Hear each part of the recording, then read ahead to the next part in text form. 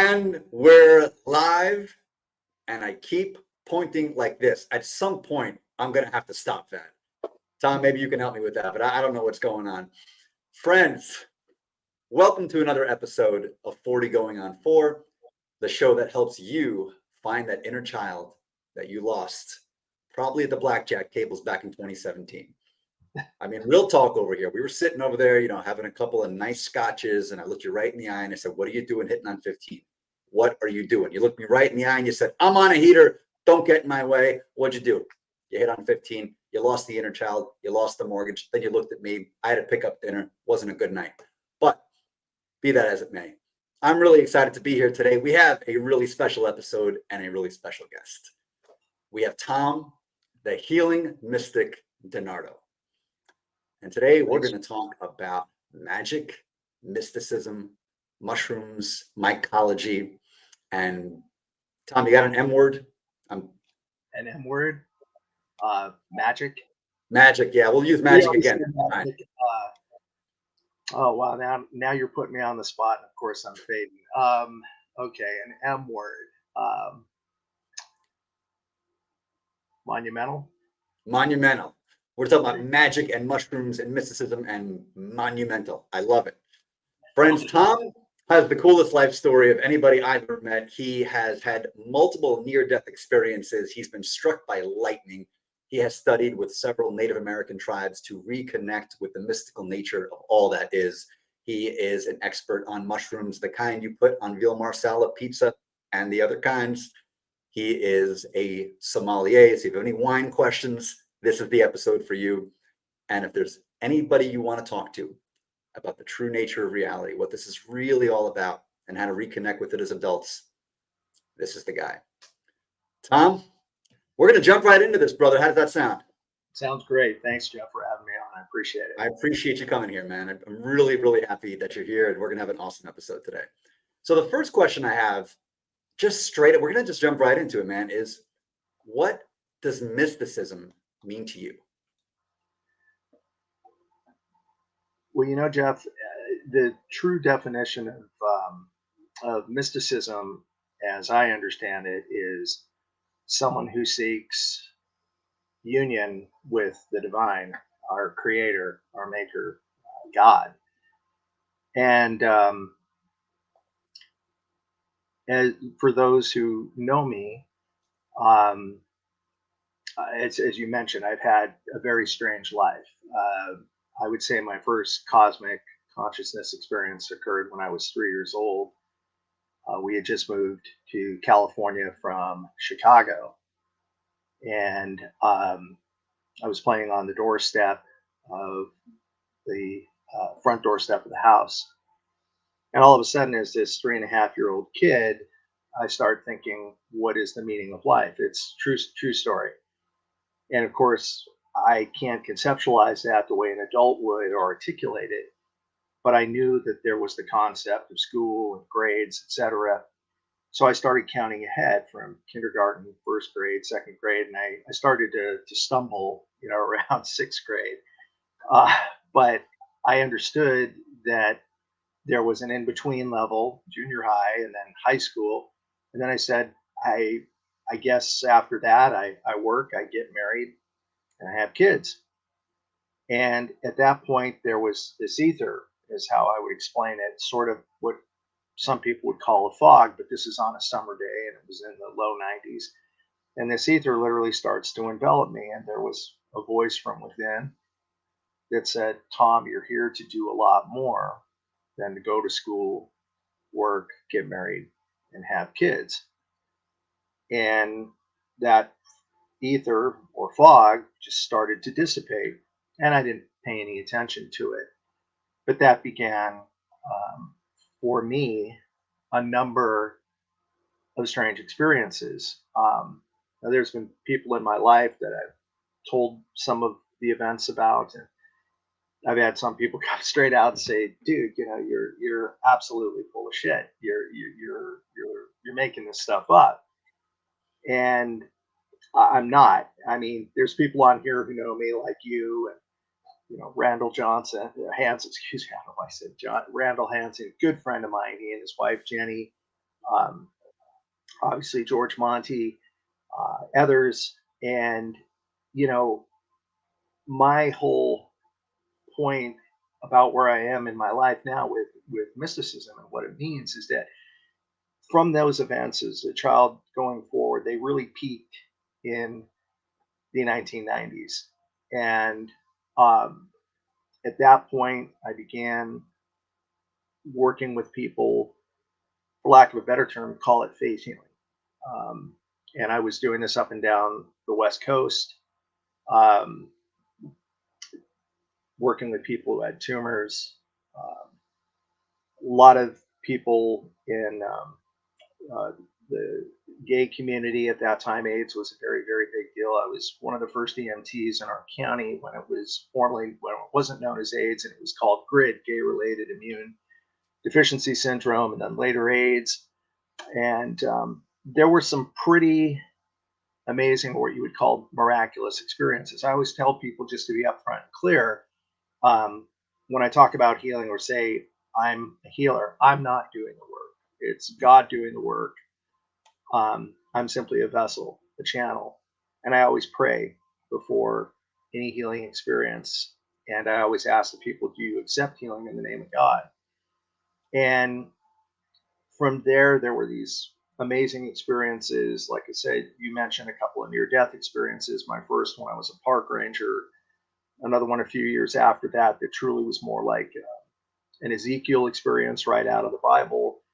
Uh, speaking of Ezekiel or angels, I have witnessed angels. I've seen angels as um, not like you think with the wings or the feathers. Nothing like my eagle feather here, but Great feather, man. I'm just telling you, it's a thank you. fantastic. I got this just a couple of weeks ago here in the Northwest. Found it in the forest. Um, the So with some of these angel experiences, um, they've appeared as absolutely bright, effulgent light. Um, and then I've seen experiences with lower orders of angels that appear just like you and I. Um, and if I could share a story, there's one that was probably one of the most profound. And a little bit of background on this, a little bit of the background on this is that um, the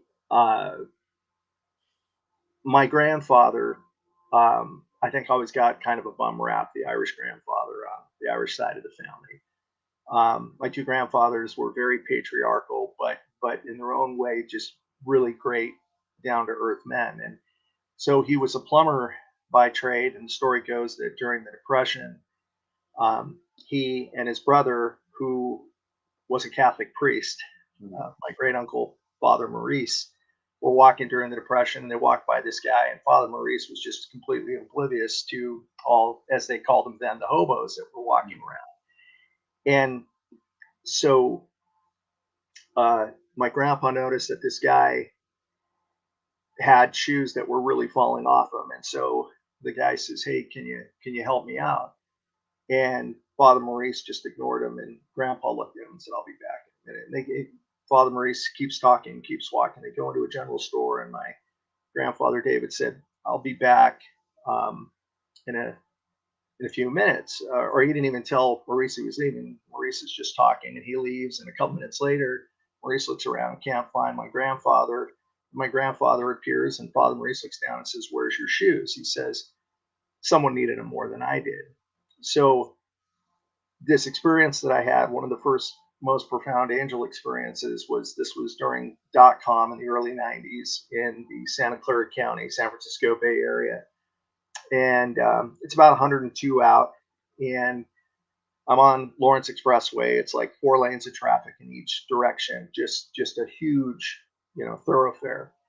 And there's a crosswalk, and there's this guy at the crosswalk, and I look at him, and he's got a white starch shirt, he's got a 5 o'clock shadow, black trousers pressed, nice leather belt. He's got his cuffs rolled up. You can see his t-shirt under his dress shirt.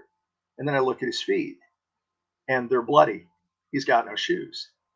and it's 102 out, and he's standing on the white cement. You know, as soon as he steps off the cement onto the tarmac, um, it's going to be about 180 degrees, you know. Oh yeah.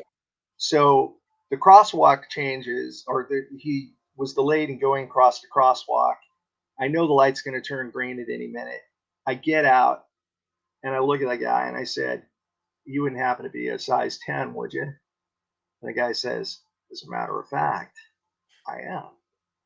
And I look and the light just turns green. I look to the lady to my left. I look to the lady to my right.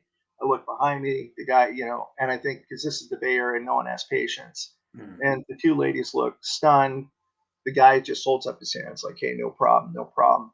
So I said to the guy who's walking, the angel, I said, "I can't come over to hand these to you, but I can pitch them to you." So I'm taking my shoes off frantically. I pitch him. He catches them one hand. And then he just looks at me and he says, "God bless you." And when he did that, I could feel this energy just come into my heart chakra. It was like a water balloon filled with liquid and it just erupted and filled my body. And true story. And it chokes me up. He walked in front of my vehicle and I looked at his feet and they weren't touching the ground. And Don't see that as every day. that right. And as he walks by, he gets to the other side of the crosswalk so I can see his back. He's just made it up onto the white cement. So I just look back at the green light. I look back over to the right where he was. He was gone. I mean, he was nowhere to be found. And we're talking about a clear, open area on that side of the street. It just disappeared, completely gone. And um, that was just one of many angelic experiences and other experiences, things that I had witnessed that we would today say defy the laws of physics or science. And so the bottom line is that I kept meditating, getting into spirituality. I know this is a long answer to your question. What does Right. mysticism mean to me? But as I continued to evolve, I was really living the life of an ascetic. I was not making a lot of money. I was starving, as a matter of fact, living on hand-me-down furniture, and got to the point where I was eating oatmeal for days in a row, and friends would come over with bags of groceries, and I kept becoming more fearful because I was having these experiences that were just supernatural. Um, and at a certain point, I would close down, and this was again in the early '90s. I closed down for 6 months. I would open up again. It was like this is your life. And by the time we got into the late '90s, I basically said I need to grow up or start working. Um, you know, I'd have to make a living in the Bay Area. If you weren't making 50 grand at that point, you were, and even if you were still sinking. And I thought I could be in the world or not of the world. But the bottom line is, I turned my back on my spirituality 25 years ago. And so, what is mysticism? So, here we are, we go through the pandemic. It's this massive lesson for all of us in the world. I think it was an amazing experience because it all caused us in a very destructive way to separate from people and to detach from people. And it also caused us to focus almost unilaterally on ourselves and maybe not necessarily in a good way. And of course, that magnifies our lessons and our problems. So, two things can happen. It can become an amazing learning opportunity in which profound growth happens, or it can become an amazing experience for suffering, profound suffering. And of course, for me, it was profound suffering. And, you know, there were many times during this pandemic experience. I mean, anything you could think of came at me. I've been through some very horrific accidents in my life in which people have said, doctors have said, "You're not going to walk again." And I said, "Watch me." I mean, I knew I heal faster than a lot of people. I can't explain it, but, you know, maybe it's meditation, the Kundalini energy. I've had many Kundalini experiences. The first one I had, you know, again in my 20s and the 90s, was, I thought I was going nuts because I could look around the room, I could see the room, the ceiling, the walls, but yet I could see this void in front of me, like again with a circle of ether around it. I was peering into another reality. So, anyways, at the end of the pandemic, after contemplating suicide many times, there's the famous poet's quote by Santayana: the thought of suicide sustains many a man through a dark night." I just kept praying on that and praying on that and saying, I'm going to get through this. And I hit rock bottom so many times, and I finally said, okay, I get it. It's about embracing God. And I said, I should have known, I know there's absolute forgiveness where God's concerned, and there was no judgment, and it was just that I had to go through all these lessons over the decades to bring me back to what I call my spiritual inheritance. Mhm. So I went from this guy on LinkedIn wearing a suit, and tie and being the sommelier. And I started off, I was pretty arrogant, having just, I've been arrogant most of my life. I've been really wrapped up in myself. And I got to a point, even before the pandemic, where I had achieved a lot of success as an auctioneer, sommelier. I'd done some commercial acting work, and I was all about my own fame and fortune and self-aggrandizement. And when the end of the pandemic happened, I decided I was completely unhappy. And the reality is, if you ask me now, are you happy now? No.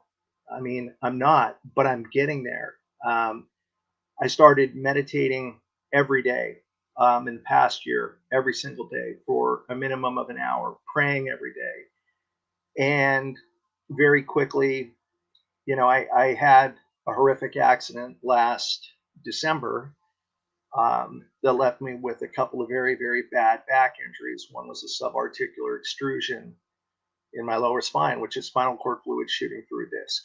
And for 4.5 weeks, I didn't sleep because it felt like my body was on fire. And I prayed. I got to a point where in my consciousness, I knew I will heal. Mhm. And that pain went away. Then I had worse news that my T10 disc was shot um, and impinging on the spinal cord in a very severe way. So um, the current diagnosis is um, impending paralysis. I'm not worried about it. I'm going to get through it. Yeah, you Um, are. Apologize. No, hey man, I think What's everybody here watching has been through something where the road ahead looked a lot darker than the road behind. And there's this crossroads where we don't know what direction it's going to take us.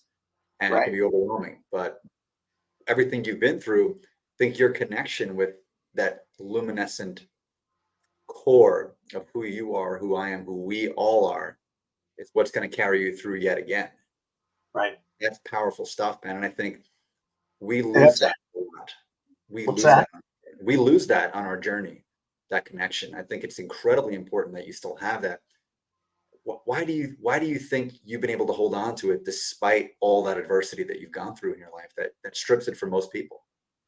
Well, I think even with this current medical challenge, um, yeah, of course, when you get a diagnosis like that, it um, would scare the hell out of most people, um, and turn their life upside down, which it did. But I had made a commitment already months um, before to become a renunciate, which is someone who gives up the pursuit of wealth and fame, and to dedicate my life to helping others and to being in service to God. And so, again, kind of back to mysticism. And when this diagnosis happened, I basically gave an ultimatum to God, which you can't do. But I did because I've been arrogant most of my life. But I'm very much a different man now than I was years ago. and people are saying, you are different. You're softer. You're more approachable. You're less judgmental. You're accessible. And so I basically said, hey, God, if you want me to do this work, I'm happy to do it, but not from a wheelchair or from crutches. And pain still continued, really bad pain. And it's still there, but it's becoming lesser. I've had second opinions, of course, but I really do believe that God has got this and that I'm in the best hands possible. And I would gladly give my faith to God versus a man with a knife with an MD initial behind him that thinks he knows better. And so the reality for me is that I made a further commitment to God after more or less giving an ultimatum, then saying, okay, thy will be done. In other words, if you want me to do this work from a wheelchair, then that's the way it has to be. But things have been getting better. I'm someone that, I was in a horrific accident in 2012, fell off a flight of stairs onto concrete, body parts going in directions they shouldn't be in. My left tricep had ripped off my elbow. My left quadricep had ripped off my knee, partial knee replacement, neck and back injuries. I was in another accident in 2021. My right tricep had ripped off my elbow.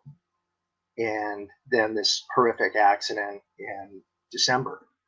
And so back to mysticism. What happens with us when we go through experiences? I like to think of it as the analogy, of the oak tree. It starts off as a seedling, and in time it becomes this great massive oak. And you have to weather a lot of windstorms, hurricanes, floods, fires, freeze. And that old saying, if it doesn't kill you, it makes you stronger. So mysticism, back to me, will, I'm reading the quote that you have. To me, mysticism is about embracing something, God, that's greater. And if you think of the Fool card sort of in tarot, when you look at the Fool walking off what appears to be a cliff, there's always been two interpretations to that. Is the Fool going to fall? Or does the Fool place his faith in God? Because he's the Fool card, he's looking up with his hands outstretched. So is it that he infinitely knows and is aware that there's something greater out there that has him? That's kind of where I'm going in my life right now, which is having come fully back into the practices that I had abandoned 25 years earlier. I've had multiple Kundalini experiences, very deep meditations. I And believe. yeah, I'm sorry, I'm going to cut you off. Just for folks who may be watching right now who aren't familiar with the term Kundalini experience, could you just flesh that out for them a little bit? Kundalini is a Sanskrit word, and it comes from the practice of yoga or serpent energy. And what it is basically described as the energy that feeds up and down the chakras. You have 7 chakras in your body, the base chakra all the way up to the crown chakra above your head. And there's another famous Sanskrit text called Patanjali's Sutras, in which they talk about, Patanjali says that there's roughly 1,200 mystical powers that people can develop.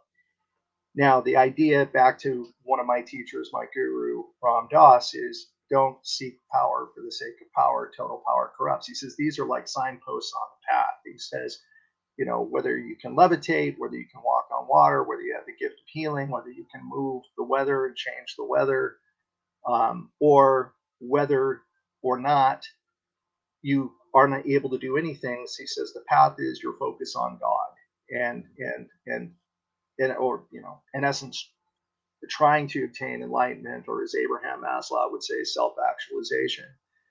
Um, so when people have these experiences, Western medicine doesn't know how to deal with it. There's actually a term called physio-kundalini syndrome, and most of the time when people go to the ER, they usually commit them for a day or two, or the doctors put them on Ativan, a sedative. But in India, they're a lot more familiar with this. So I know I'm really giving a long roundabout answer, but there's Ah, something that's great, sort of man. about mysticism, and what this has done is this has really firmly brought me back to a place in my life where I understand that there's a power out there, a force out there, God, that is greater than any of us, and that we have the ability to access that. It's like, when people talk about, for example, even the Christ, um, many people think of the man with the beard, and they think of the second coming as this guy coming back on a horse wearing a crown, a white horse wearing a crown, and they think that there's going to be this man that actually appears. I have a little bit of a different view, and some people, and that's okay if you disagree with that. That's another point I'm at in my life. I've really firmly embraced. I'd like to be liked by everybody, but I understand now, and I completely accept that old saying. There's going to be people out there that love you for who you are, and there's just going to be people who love you for certain reasons. There's going to be people who hate I'm gonna you. troll you right now, man. I'm gonna just destroy you on social media because I'm not having that. It's not happening. What's that? Oh, you want all the positive. You want That's all it. right, right. But I mean, back to this idea that I have about Christ. I think Jesus said it best. Jesus said, "As I do, all of you can do, and greater, if only you have but to believe. If you have ye the faith of a mustard seed, you will move mountains." And I believe that concept of the Christ consciousness, or in ancient Greek, the Christos, was a state of consciousness that Jesus could walk in and out of. And that's when he was in that consciousness, could perform the miracles, could do the healing, could change the water into wine. But as he said, as I do, all of you can do. And I believe that we have the ability to tap into that consciousness, whether you call it, through meditation, prayer, yoga, Kundalini experiences. The whole thing is that I would also say we cannot, in my opinion, be in that consciousness 24/7, because if you think of, we are vibrational beings, and our vibration changes all the time. It goes up, it goes down, left, right, sideways. But when you're in that consciousness, you're vibrating at such a high level. That's where the miracles happen. And I firmly believe that every one of us have experienced that consciousness at some point in our lives, some more than others. I think some of the ascended masters on the planet probably are able to be in it quite a lot of the time. And this, when I go back to the idea of, say, using Jesus as an example, I think after the crucifixion, when he was resurrected, he was here for a short time, and eventually talk about the ascension. To me, this makes complete sense when you think about a being who's vibrating at a level beyond our comprehension and understanding. You can only be in this plane of existence and physical reality for a certain amount of time. It's much the same as if you think of the concept of angels, which some say are the thoughts of God. When angels come into this third plane existence, they're here to do the work of God. And in my opinion, it's to leave a very important and profound message that mankind will not miss. And of course, many people are oblivious and they do miss it. But I think once their mission's complete, they ascend back up into the ether. And of course, there's so many different levels of angels, from seraphim, the lowest order, all the way up to what they call kingdoms, thrones, principalities, wheels. And I think that we have the ability, we have a lot of abilities. I've talked to Randall Hansen about this quite a bit lately. He and I have kind of talked about this thought and meditated on the idea, um, the old phrase in the Bible, many are called, few are chosen. I say, throw that over your shoulder, just get rid of it. Don't lose the hat, man. Come on. We're loving the hat here. It's the idea that few are chosen is pretty arrogant. I think that phrase out of the Bible is everyone is called, few listen. Mhm. And I think when people listen, that's the beginning of opening up. Now, one thing that I've also come to understand, not just through meditation, but also through psychedelics, has been the firm reality. When people talk, there's a lot of people out there who talk the talk, but they don't walk the walk. I'm not going to mention names because there's plenty of them here on LinkedIn who, again, the idea is that, I find in my progression, it's funny because on LinkedIn, you see so many people trying to amass followers and to, take the selfies and build up their platform. And for me, I find I'm just becoming more and more content fading into the background. I mean, you're only the second podcast that I've ever done. I've told people I'm not into this, like George Monty was the first, I mean, there's some amazing people here on LinkedIn, as you know. There's you, Can't say no to George. George. I mean, Cannot turn down George. and so, I said I'm going to be very, very selective about who I talk with because I'm not here to impress anybody and I'm not selling anything. Mm. I'm not writing a book. Do have a book that I got 18 chapters in and I backburnered it 10 years ago and I'm not sure if it'll ever be completed. I'm not selling coaching sessions, but I'll help anybody. I've talked to people all the time, and some amazing human beings that I've met through this platform have just reached out, and then we'll either talk over the phone or Zoom um, about a lot of different things. So back to this idea of the psychedelics left me with a message and a firm understanding during this experience. One of the experiences, Archangel Michael and Gabriel stepped forward, and Mother Earth, Gaia. And what they had said, um, it's was profound to me because they said everybody has ego. So, again, when you hear these people saying, "Oh, I have no ego," or it's minimized, my response to that is bullshit. The angels had said to me in this experience, and Mother Earth said, we all have ego. It's hardwired into our DNA. I mean, that's what gives us fight or flight response. Without ego, what's that? It's a central nervous system response. It's hardwired. Absolutely. Without it, we would be gelatinous blobs on the ground. We wouldn't have the Somewhat impetus. fairness. Yeah, yes. We wouldn't have the motivation to action that we do. But ego in excess can be very detrimental and can also be very, very harmful. So the idea that they said, and I'll never forget this, Michael stepped forward and he looked at me like a father to a child. And he says, hear me. He says, Tom, you're a really smart man. He says, you've often lorded your intelligence over other people and been very arrogant and condescending. And he said, you need to understand that you are no better than and also no less than any man. And he says, as you progress, your abilities that you had in the 90s will all come back and greater. But he said, you know, never take credit for what God gives you. That's God working through you.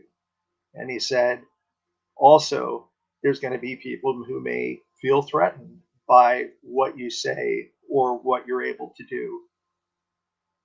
So don't challenge them. Don't look at them with a smirk or condescension, but be completely present.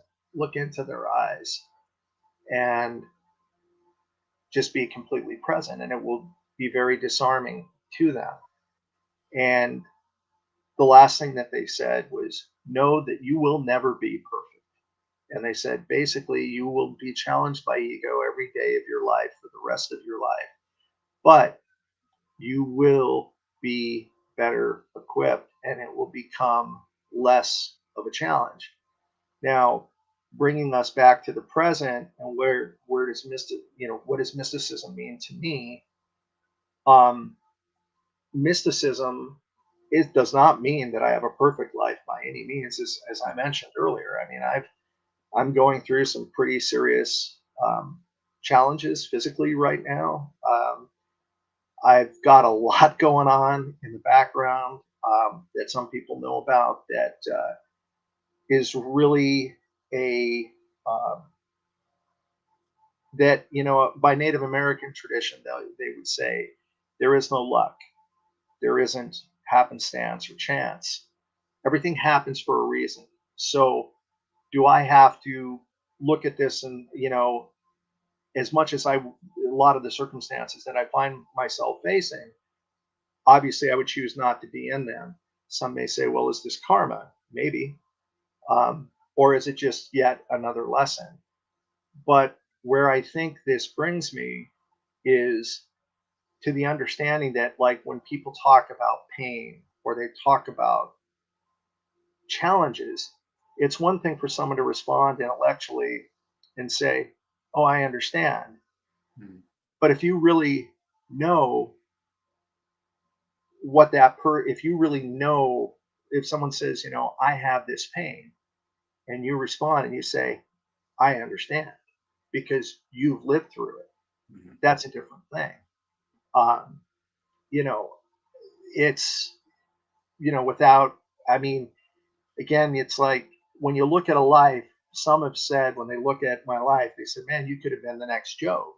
And I had a father who was a complete narcissist, a sociopath. I went through stuff as a kid that no kid should ever go through. That's not an unusual story. Mhm. Um, I guess what's unusual is that I could have been a very, very different person. And I know that when I was a teenager, I could have been one of those people who had gone down a trajectory and ended up in the penal system. But somehow that didn't happen. And I went in a different direction. It's not to say that, in my life, I've done a lot of things that now I'm not proud of and I'm not happy about, but that was then.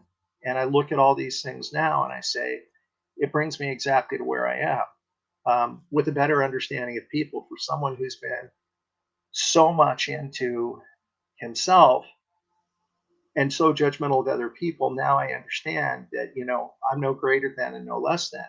And as a matter of fact, I love meeting people that have hit the bottom because those are my people. These are the people who Yeah. understand what it is to pull yourself back out. Um, you know, Someone just said, talk about the wines. I mean, I can talk about the wines as well. I mean, when I was a charity wine auctioneer, I had presided over some of the country's and some of the world's top wine auctions. Jackson Hole Wine Auction, First Press Weekend of Wine in Mhm. Scottsdale, Arizona, California Wine Masters, raising millions of dollars for nonprofits and charities. My company, DiNardo and Lord Auctioneers, raised last time I counted 10 years ago at least $250 million for nonprofits and charities. I've met royalty, Prince Edward of Belgium. I've met many of the world's millionaires, but that doesn't mean anything to me. I mean, the wine means everything to me. To me, that's a Yes, meditation. sir. That's a great thing. The wine, and the wine is a language that brings people together, which in and of itself is great. Now I can really understand why Jesus would turn the water into wine because wine is a cool thing. Yeah. Um, but the people, like when someone says, "Well, have you tried, 1982, Chateau Lafite Rothschild?" No. Why not? Well, because I can't afford that $25,000 bottle of wine. Now, if someone wants to give me a taste or a sample of it, fantastic. But beyond that, you know, back to people in general, I'm finding that old phrase, water finds its own level, or even wine finds its own level. I'm more interested in the people that I gravitate towards who have something original to say, who have original feelings. Like you've seen it on LinkedIn. There's so many people who copy and paste URLs every single day, and they get all these likes and follows. And that's great. But that doesn't that doesn't do anything for me. I'm more interested in reading content from you or other people that will say something original or that put out a thought that can be moved forward on. Um, I know you had some other questions, and I know I've been covering a lot of different stuff, No, but I have a very, very important question, which I think all of our viewers want to know, and I think this has been on the tip of all of our tongues ever since you started talking about Jesus and went into wine. When Jesus turned water into wine, do you think he was more of a smooth Central Coast Pinot Noir guy, or more of a kind of complex, bold Cab Sauv? I mean, you tell me, Mr. Mystical Sommelier, where are we going with this? Because this has been on my tongue for years, and I think we all need to know the answer. I could only give a historical reference that I'm sure the wines were very, as the Italians would say, rustico, very rustic, um, very full bodied, much less refined than what we have today. Um, but the understanding now, at least from a lot of the sommelier perspective and training, is modern mankind, humankind, has been making wines, they now believe, for well over 35,000 years. They found ancient winemaking tools actually in caves. And so fermentation has been around for tens of thousands of years, whether we make wine, whether we make beer, um, spirits. The Egyptians, when they made beer, I'm also a former brewer. When the Egyptians made beer, they used raisins and the yeast off of raisins. The French still use a method with Beaujolais wine called fleur yeast, which is basically a natural wild fermentation where the grape juice is just left in vats open to the natural yeast that will settle on it. Um, and again, now I feel like I'm back in that shirt and tie and talking business. I mean, I love wine very, very much. I could talk about wine all day long. It is one of my passions, but um, It makes you spirituality. unique. What's Yeah, that? it makes you unique. There is a very, there's a very strong prohibitionist undercurrent that runs within the spiritual community. So to hear somebody who will, on one hand, talk about their mystical experiences and connection to all that is, but also sing the praises of the vino is not a common thing. You are a unicorn, my friend.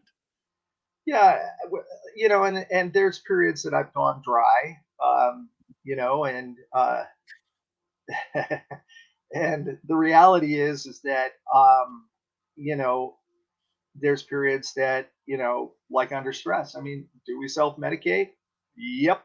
And how do I medicate? I love a good glass of Cabernet Sauvignon, and sometimes that bottle gets opened up, and several hours later, at the end of the night, it's gone. But it's not It like is. I'm sitting there pounding it 1 hour and getting toasted, because I don't choose to get drunk for the sake of getting drunk.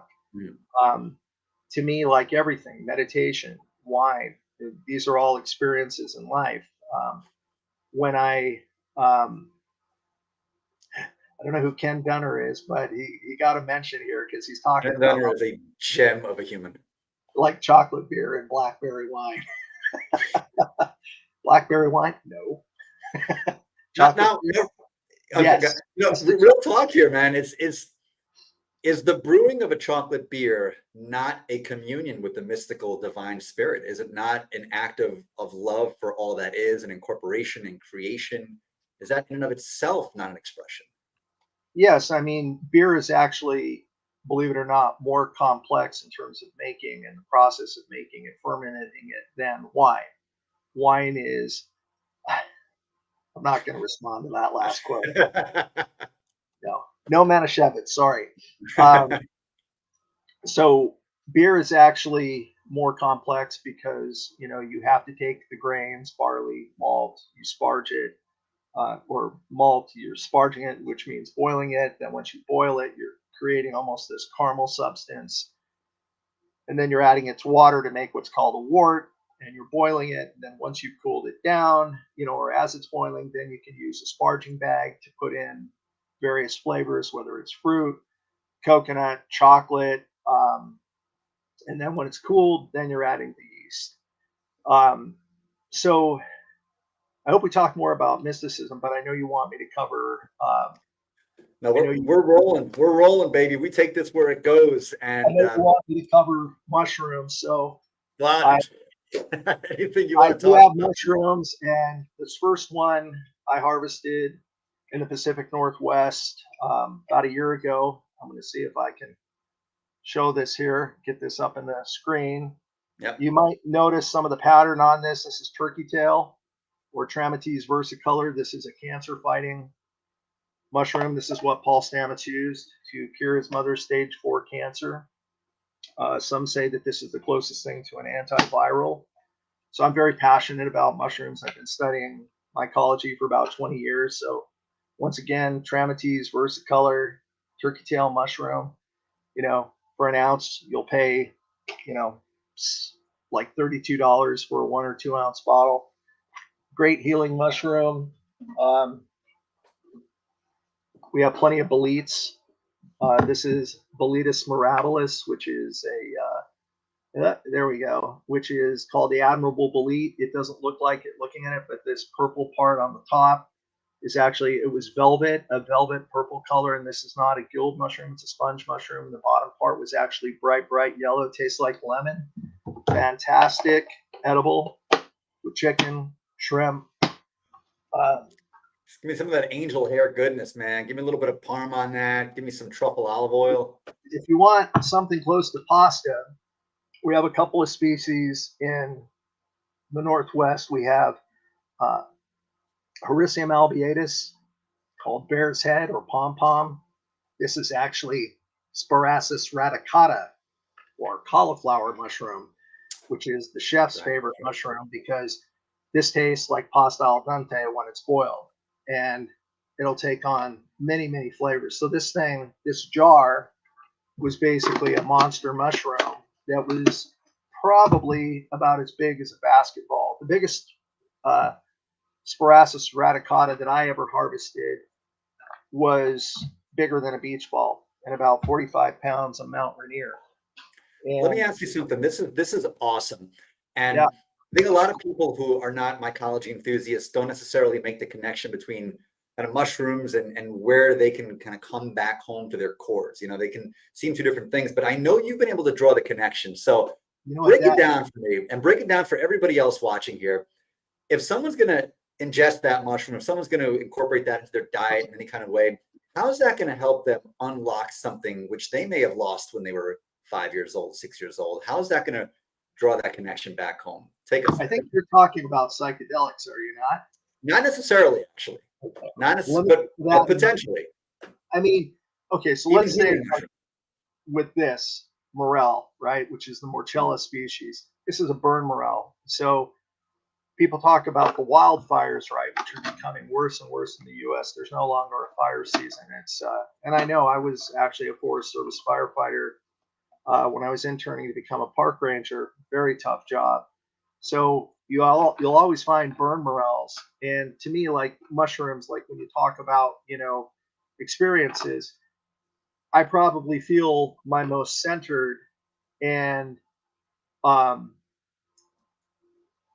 probably most connected when I'm out in the forest. And it's like that old joke, the worst day fishing is better than the best day in the office. So to me, it's the same thing. When I go out foraging, even if I come away skunked, I've had a great day because I'm in the forest and I'm hiking miles, and I just feel like I'm totally walking with God and the angels. And I pray, and I do a lot of zazen walking meditation, and I found some extraordinary mushrooms.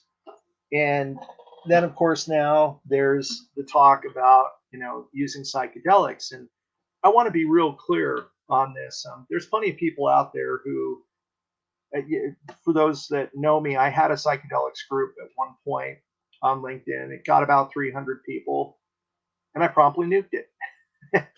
And you were in the group, as a matter of fact. And people asked, "Why did Don't you out do me. that?" What's that?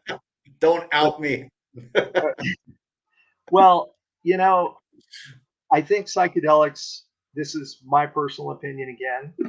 It's a very powerful medicine, And I think it is one that can basically shatter foundations to allow, in essence, someone to reformat their psyche, um, to have breakthroughs. Um, there is that concept of ego death. But now I think one of the biggest problems in the psychedelics industry is that people are promoting it as a panacea or a Mm. cure all, and it's not. Um, I'm a firm believer as the medicine that everything in moderation, except the other saying that we have with wine is drink wine in moderation often, or don't drink alone unless you're by yourself. Uh, so, I mean, you know, with psychedelics, there are people that I know that do it daily. My personal opinion is no. I mean, I think at that point, people are covering up their issues or spiritually bypassing. Mm. Um, I'm not an expert in psychedelics. I've studied mycology for 20 years. I studied psychedelic fungi or magic mushroom psilocybe for, um, I'm reading that quote again, helped me with some breakthroughs. But again, what this all comes down to, and I think someone was just referencing this, is when you have your breakthrough, it absolutely comes down to doing the inner work. And the inner work means facing those demons and those challenges, not running away from it in fear, but embracing it. And that to me comes back again squarely. So, first I'll say, then we have some other mushrooms here, which, as seen on television. We got the Emporium here, folks. We got everything Uh, you need. so these, as you can see, have a little cyanescence to them. I'm not going to say anything more about that. And then probably about, We I may don't have know, feds watching. Let's be maybe 50, 60 judicious. grams here of, so these are medicinal mushrooms, if you follow me. Very strong medicine. So if you have heartburn, your gallbladder's acting up, you got a trick knee, that's where you want to go. Just saying. Autism, um, even anorexia, bulimia, cancer, obviously PTSD, OCD, certain neuroses. Um, some are saying this is going to ultimately replace SSRIs. Um, what I keep coming back to, and this again, I can't speak for everybody, and I'm certainly not a doctor. And first thing I would say to anyone is if you're planning on doing psychedelics, consult with your doctor or your therapist.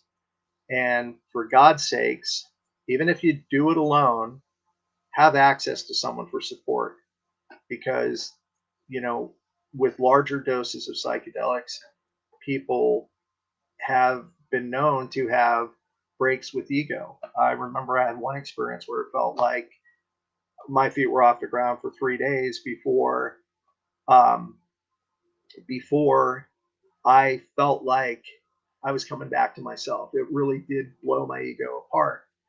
Um, but for me personally, and again, I resonate more with Ram Dass, my guru, is I'm finding less and less the need to go to psychedelics, because there's the famous story of Ram Dass dosing up his guru, um, Neem Baba Karoli. He asked Ram Dass one time, he noticed Ram Dass was dropping LSD.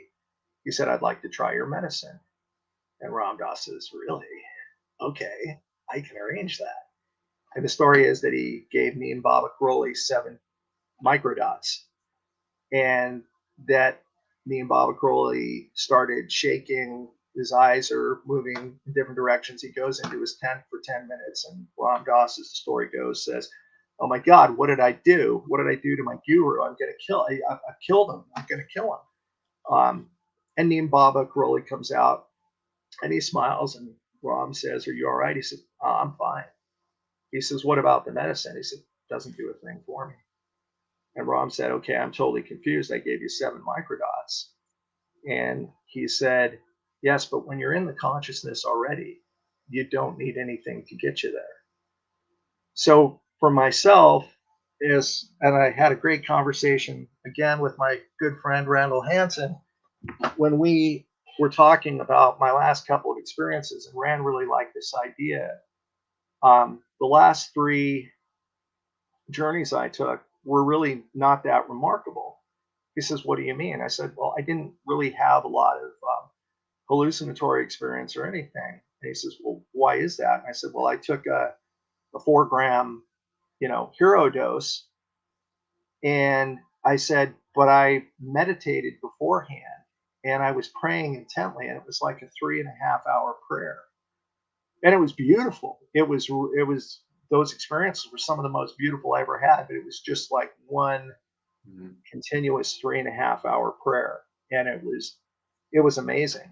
Um, and so again, my stance on psychedelics is I think they're powerful medicines. But as with everything, I would say to people that are considering that, get your information, talk to professionals. Regarding guides or these people who put themselves out to be guides, be very careful. I've heard a lot of stories out there about, people talk about harm reduction. There's a lot of guides out there that have other motives in mind, Mhm. predation, overcharging, etc. I don't think you need to go to another country to pay $15,000 to $20,000. But by the same token, I think if that is something you're going to do with the intent to open yourself up and for healing, or even for those who've never had a God experience and want it, it's what the Indians may call a false samadhi. Or um, I think that it is I think that the psychedelics, again, have to be approached with great respect. And the last thing I think I would say on the terms of psychedelics is that mankind, humankind, the politically correct word, humankind, 2023, brother. what's that? 2023, brother. That's right. Humankind began evolving as we know it between 6.5 to 2.5 million years ago, with modern humankind coming into existence, Cro-Magnon man, Homo sapien, 85,000 to 55,000 years ago. The fungi kingdom has been on this planet for 750 million years. And if you subscribe to the idea that everything on this planet has consciousness, um, and has a vibration to it, we're one of the newest species. And mushrooms have been on this planet almost from the beginning. If the planet's 4.5 billion years old, they've been here about 1/4 of the time. And we've been here a fraction of that.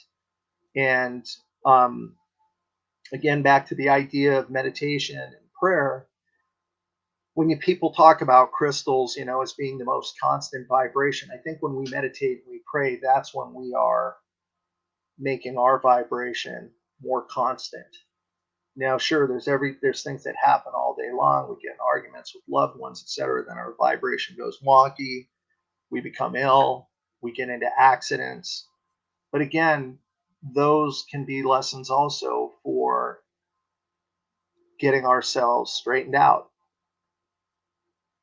Um, As roadmaps home, they're the guideposts. absolutely. Help us, like you were saying, you had that ego and helped you take that U-turn and Right. back into yourself. And certainly these medicinal properties can do the same if used the right way and the right integration. Now, I've never done them personally.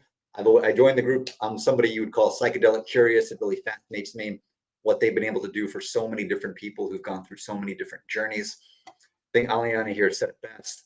There a lot of people have a distortion of what they are, what they're meant to do. And Right. certainly you, Aliana, Randall, George, a lot of other folks in this ecosystem can really speak to this in great ways. So on that note, I want to give a plug for George Monte's live, which is about to start on his channel. So if any of you are connected with George Monte, we're wrapping up here. Jump over there. He is going to have Randall Hansen on his show. Randall is an incredible guy, wrote a phenomenal book about the use of psychedelics for healing traumas of all different types. So they're going to have an awesome conversation. So if you want to keep this going. Jump over there, George Monty's LinkedIn page. And Tom, I want to thank you, brother. This has been amazing. My mind is blown in 100 different ways from what you've gone through, what you continue to endure, your own journey back to yourself, back to your own curiosity and wonder and joy and connection with I all wanted that. to I want to thank you, and also I wanted to say Aliana's great, and I completely agree with her that absolutely psychedelics do not bring enlightenment at all.